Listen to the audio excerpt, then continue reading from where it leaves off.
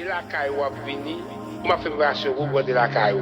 Qui autorité dit? Vous êtes appelé qui mourit la vie? 18 ans, 12 ans, 5 ans, perdu dans la vie. Qui va se comme fin dans la vie, comme fin dans la vie, c'est eux même qui connaissent le point. La vie nous passe mal. DIV. Sou gen zorey tande, sou gen bouche pale. Si ye pa sa, peyi nou li va poule. Takou yon bateau ki plen refugé, Haïtien chache bon Dieu. Sou gen zorey tande, sou gen bouche pale. Si ye pa sa, peyi nou li va poule. Takou yon bateau ki plen refugé, Haïtien chache bon Dieu. Depuis 1804 nan bataille, jeune nan saute nan pied n'alle nan main.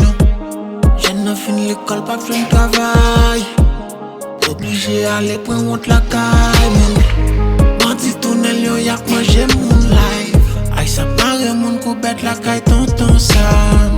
Temps pour réveiller ini nou, ça n'attend nos coq pour lever colère nous. Sous mes oreilles tendées, sous mes bouches parler. Si y'a pas ça, pays nous li va couler. Takou yon bateau qui plein réfugié, Haïtien chercher bon Dieu. Sous mes oreilles tendées, sous mes bouches parler. Si y'a pas ça, pays nous li va couler. Takou yon bateau qui plein réfugié, Haïtien chercher bon Dieu. Yele, yele, yele, crier, crier, crier.